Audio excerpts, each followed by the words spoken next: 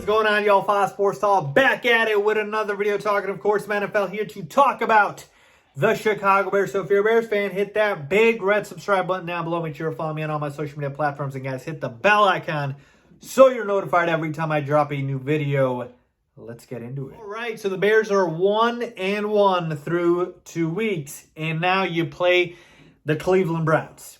This isn't going to be easy at all. All right, I know I'm not breaking news here with that statement, but obviously it needs to be said. This is going to be a tough matchup. The Cleveland Browns, again, some of you guys have accused me for being a huge Browns fan in terms of backing them all the time because I've been on this bandwagon for the Browns being a Super Bowl contender for like 2 years now. But yes, I do believe this is a very good team. It's a top 3 roster, and I've been telling you guys this, that the only thing holding this team back is the semi-question mark at quarterback, in that Baker Mayfield is good, solid, but he's not elite, and he's not a top 5, 10 quarterback. But everything else on this team, we're talking about receivers, running backs, defense, O-line, everything else, when healthy and when they're playing right, top 3 in the NFL. So this is going to be a huge test for the Chicago Bears in Cleveland. It's on the road. 7.5-point favorites is what the Browns are, which totally makes sense to me here. They should be favored and favored by a touchdown or more.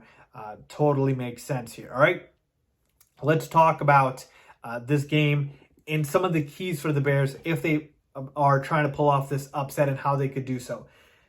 Watching the Browns last week against the Texans, the lowly, pathetic Houston Texans, I was actually disappointed because You'll take a look at the score at the end. It'll be 31-21, and you're thinking, oh, Browns beat them easily. But you got to watch the games to really know the context here, folks. The Texans were hanging in that game, and not only were they hanging in, they were actually beating the Browns. Tyrod Taylor, before he went down with, I believe, a hamstring injury, was tearing it up. Tearing it up, folks. I have the stats right here for you. 10 for 11 for 125 passing yards and a touchdown. And he had a rushing touchdown, in which he ended up injuring his hamstring. And so when Tyrod Taylor was there, he was playing phenomenal. Phenomenal. The Browns didn't have an answer for him. And when he went out, they had to go up against Davis Mills, who's obviously not Tyrod Taylor. And I'm not acting like Tyrod Taylor's some great quarterback or anything like that, but he's serviceable. And he was more than that in week 2 against the Browns. And so the Browns defense didn't look very good. It just didn't look very good, especially with a mobile quarterback. And keep in mind, why is that important? Because this week, I believe it is going to be Justin Fields under center for the Bears and not Andy Dalton, who is dealing with a bone bruise. I believe he's going to be out for multiple weeks.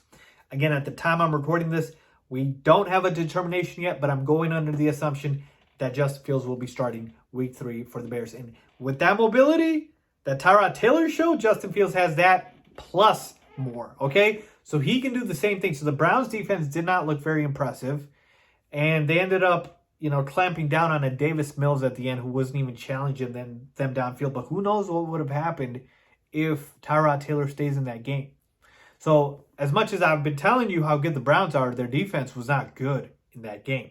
And Baker Mayfield, ended up throwing an interception. He's got his flaws. So as far as how the Bears need to attack this Browns team, you got to, on the offensive side, go for high percentage, quick throws, get the ball out quick because you got 2 pass rushers in Jadeveon Clowney and Myles Garrett. Myles Garrett specifically one of the best in the NFL. So can't be holding on to the ball too long. Get the ball out quick. And Justin Fields might need to pull in and just run with the football a bunch of times here because, like I said, Tyrod Taylor had a lot of success doing that. But the reason you need these high completion throws is so you can just, deal with the fact that you don't have a great offensive line and a pass rush that's coming to knock your head off. So I need to see a lot of Cole Kmet right in the middle of the field. I want to see a lot of A-Rob slants. I want to see a lot of Darnell Mooney, crossing routes, like all of these type of routes here, crossing patterns, if you will, in the middle of the field. That's where I want the Browns to be attacked because, again, need these high percentage throws, get the ball out quick. Don't even have time to, throw these deep shots. If you do, you can take one. But that's my first key is you got to get the ball out quick to negate the pressure. Number 2, on the defensive side of the football, the Bears defense looked legit. They looked, they looked like the 2018 Bears defense, and then we were really worried about them. That what happened to this Bears defense? They're not elite anymore. Where's the pass rush? The linebackers versus secondary. The secondary is still not very good, but we do have a good corner in Jalen Johnson. The pass rush came alive. Roquan Smith had a monster game. Like, Khalil Mack had a sack. So the Bears defense looked elite. And on defense, if I had to pick between the Browns rush game and their pass game, give me the pass game. So yes, even though our secondary is the weakest part of our defense, I would rather have us try to have Baker Mayfield beat us than have Nick Chubb and Kareem Hunt run all over us. Because if we let them, I believe they will. I believe they will. Nick Chubb is a very good running back. He's a top 10 running back in the NFL. And Kareem Hunt has led the league in rushing yards before, folks. These are two very talented backs. Baker Mayfield, I'll take my chances. Let Baker throw the football. Don't let him run. And Baker, if he does what Baker does, he'll throw us a couple. He'll definitely throw us one, I'm guessing. But if he's feeling generous, he'll throw us a couple. So we just got to take advantage of that. So on the defensive side, again, you don't want to give up either. But if you had to give up one, I'd give up the pass and let Baker Mayfield try to beat us instead of the run with Nick Chubb and Kareem Hunt. Because what the Browns want to do, slow the clock, slow the game, just run the football all day. That's what they want to do. And we can't let that happen. So offensively, short, high completion throws and get it to the guys so you can negate the pressure. And on the defensive side, if you have to pick your poison, let Baker Mayfield try to beat you versus the run game. So there you have it. Those are my keys for the Bears. Eventually, what ends up happening here, the Browns are on the road, folks. They're the better team. I can't do this. Even with Justin Fields starting in this game, the Bears offense should do a little bit better, but I can't pick them to win this game because the Browns are just a better team and they're on the road here in terms of the Bears are. I'm going to go ahead and have the Browns winning this game 24-17.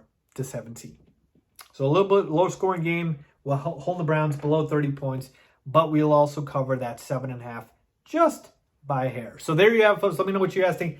If you agree or disagree, leave a comment down below. As always, thanks for watching.